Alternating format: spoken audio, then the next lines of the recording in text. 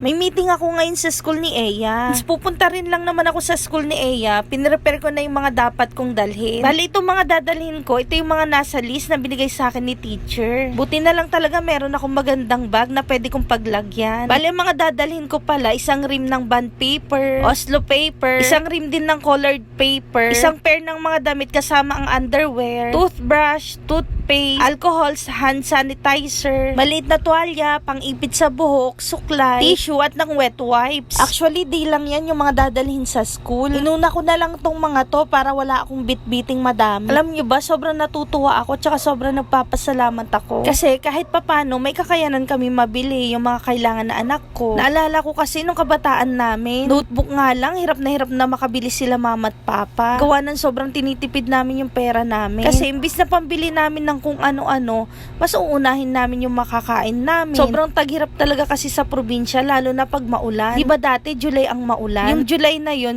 din ang start ng pasukan. Actually, June yata. Minsan talaga, pag ganitong pagkakataon, naaalala ko yung kabataan namin. Kahit sino naman siguro talaga magfa-flashback yun. Biruin mo, no, napakasimple talaga ng buhay dati. Pero kahit ganun, hindi kami gaanong problemado, unlike ngayon. Siguro nga kasi, nag-iiba-iba na kasi ng lifestyle yung mga tao. Kaya minsan, nagiging problemado. Anyways, after ko naman makagayak, naglakad na ako papunta ng school ni Eya. Sobrang nakukyutan talaga ako sa bag na to. Nabili ko lang din yan sa Shopee. Parang 85 pesos ko yata nabili yan. Actually, 1 PM pa ang meeting namin ni teacher. Kaso nga lang, 12 PM pa lang umalis na ako ng bahay. Bala ko kasi na tumambay muna sa lobby pagkarating ng school. Ayoko kasi sobrang mangarap. Sobrang init din kasi nung araw na yan. Kaya mas mabuti na yun na maaga ako pumunta, then tambay muna ako dito sa may lobby. At ayan na nga, pagkarating ko ng lobby, umupo-upo na lang din muna ako. Wala rin gaanong tao niyan kasi Sabado. Mula talaga nung nag-start ang pasukan ni Eya, naging tambayan ko na dito sa may lobby. Minsan kasi pag sobrang init, hindi na ako umuwi ng bahay. Ito ko na lang siya sa may lobby inaantay. Tsaka sobrang relaxing din pag nag-antay ka dito. Sobrang lamig kasi, lakas ng aircon nila.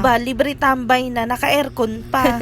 Syempre, charot lang yun. Minsan kasi tinatamad na rin ako umuwi ng bahay, lalo na pag sobrang init. After 30 minutes naman, umakyat na ako sa taas. Medyo nakapagpahinga na rin kasi ako niyan simula sa paglalakad. At syempre, as a person na madaming concern sa buhay, dumaan muna ulit ako sa CR. At ayan nga, napakaganda ng CR nila dito. Kaso nga lang sobrang init sa loob. Kaya lumabas na rin ako kaagad, papunta kung saan kami magmi-meeting ni teacher. O diba, nakuha ko pang mag-video, nakakaloka. Ayan nga yung hallway, papunta kung saan kami magmi-meeting ni teacher. O diba, ang lakas maka-horror. Dati nga, nung first time ko pumunta dito, feeling ko nasusuffocate ako. Pero din naman nagtagal naging okay Sanay na lang din ako sa araw-araw ba naman nahatid sundo si Eya. Pagkatapos naman ng meeting namin ni teacher, diretso uwi na ako. Gagala pa kasi kami maya-maya. Mag-iikot-ikot lang din kami mamaya sa BGC. Tsaka nag-request din yung kapatid kong bunso na kung pwede daw kumain naman daw kami sa Jollibee.